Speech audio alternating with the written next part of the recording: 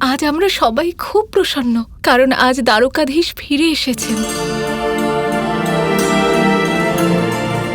আর আর্য এলেন না? বৌদি, দাদারও তো একটু সুযোগ পাওয়া উচিত মা বাবাকে একটু সেবা করার। চিন্তা করবেন না, উনি সঠিক সময় চলে আসবেন। শাম্বু, সব ঠিক আছে তো? হ্যাঁ বাবা, সব কিছু ঠিক আছে, শুধু কয়েকজন ঋষি এসেছেন তাদের সমস্যা জানাতে। ঠিক আছে, যত শীঘ্র সম্ভব ওনাদের দরবারে নিয়ে এসো, আমি দেখা করব। আপনি যা বলবেন।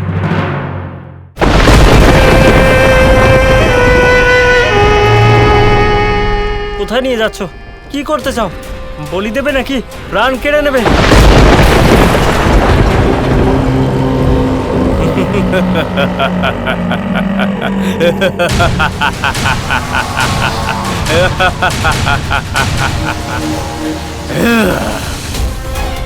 আমাদের পক্ষে তোমাদের প্রাণ কেড়ে নেওয়া অত্যন্ত সহজ। তার জন্য তোমাদের এত দূর নিয়ে আসার কোনো প্রয়োজন নেই। এবার তোমাদের সাথে যেটা হতে চলেছে সেটা মৃত্যুর থেকেও ভয়ঙ্কর হবে। ওই দরজা দেখতে পাচ্ছেন? এর ওপারেই রয়েছে আপনাদের প্রারব্ধ। নিয়ে চলো এদের।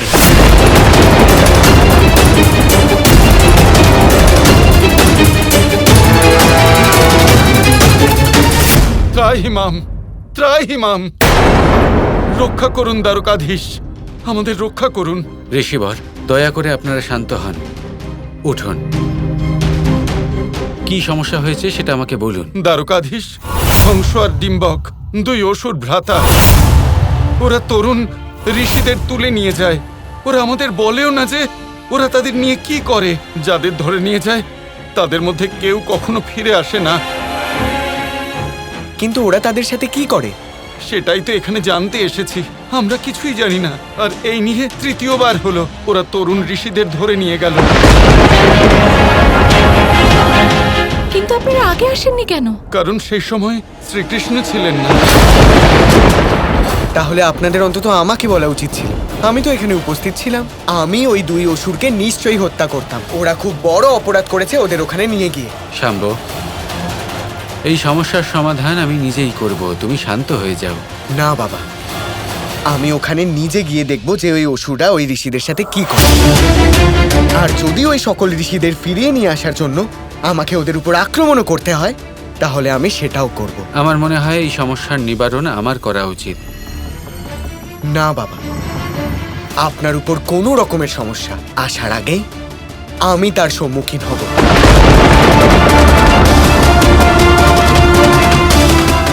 ঠিক আছে শাম্ব, তুমিই করো, কিন্তু একটা কথা মনে রেখো, যদি তুমি পূর্ণ তথ্য লাভ করো, যদি তুমি পুরোপুরি জানতে পারো যে হংস এবং তার ভাই সেই ঋষিদের সাথে সত্যি কোনো অনুচিত কাজ করছে, শুধু তখনই আক্রমণ করবে, নয়তো আক্রমণ করবে না, সোজা ফিরে আসবে।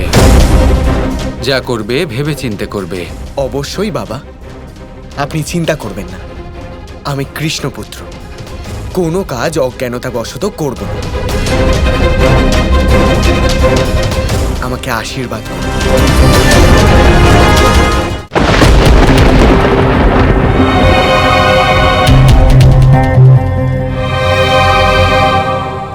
কন্যাদের নিয়ে এসো।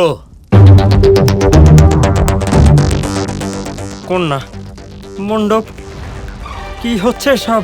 মণ্ডপ আছে, কন্যা আছে, আর তোমরা কি তরুণ সাধু। এর অর্থ বুঝতে পারছো যে তোমাদের সবার বিবাহ হতে চলেছে এখানে।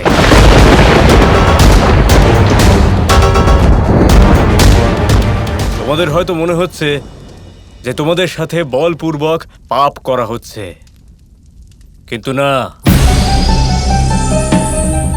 এভাবেই তোমাদের উদ্ধার করা হচ্ছে। এটা করে আমি তোমাদের শুধু বিবাহ করাচ্ছি তাই নয়, শুধু সুযোগ্য স্বামী পাচ্ছ না, বরং তোমাদের নির্ধন মাতা পিতারা তাদের উত্তরদায়িত্ব থেকে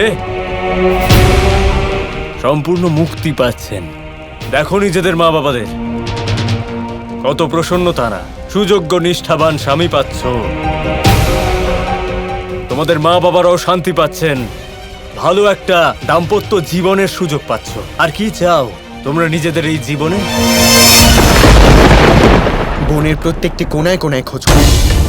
ওরা যদি এই পথ দিয়ে গিয়ে থাকে তাহলে নিশ্চয়ই কোনো না কোনো চিহ্ন তো রেখেই যাবে, আর আমাদের সেগুলোই খুঁজে নিয়ে হংস আর ডিম্বক অব্দি পৌঁছাতে হবে। যাও।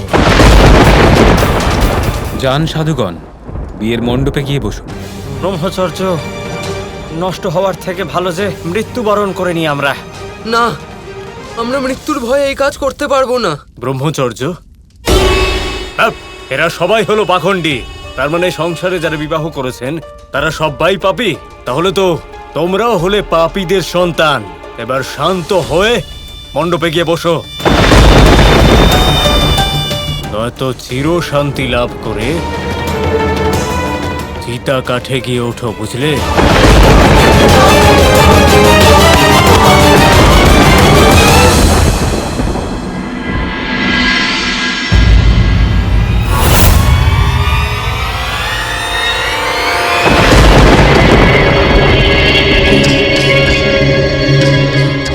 ওরা সবাই এদিক দিয়ে গেছে। সাবধান, যে কোনো সময় যুদ্ধ সৃষ্টি হতে পারে।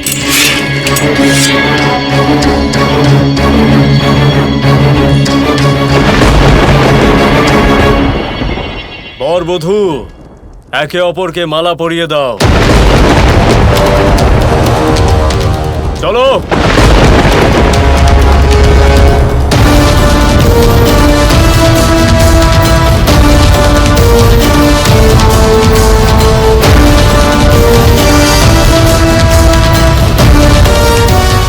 সিঁদুর পরিয়ে দাও।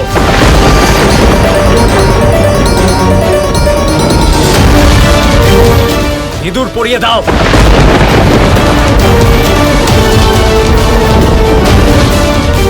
উঠে পড়ো এবার।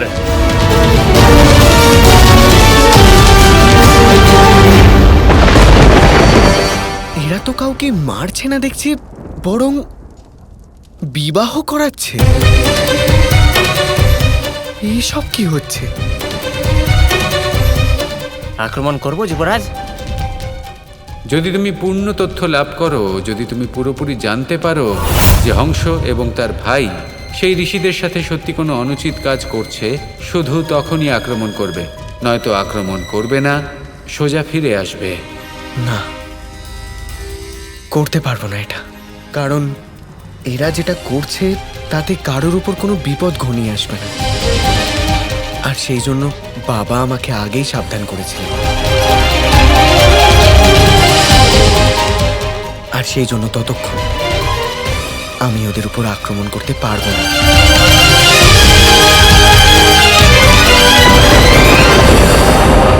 আজ তোমাদের সবার বিবাহ সম্পন্ন হলো। আগে সাধারণ সাধু ছিলে তোমরা, ভিক্ষা করে খেয়েছো, জীবনযাপন করেছো। এবার যদি পরিবারের দায়িত্ব নিজের কাঁধে আসে তবে কাজ করতে বাধ্য হবে, সসম্মানে জীবনযাপন করবে। তুমি এটা মহা পাপ করেছো, ঈশ্বর তোমাকে শাস্তি দেবেন। ছেড়ে দিন আমার স্বামীকে।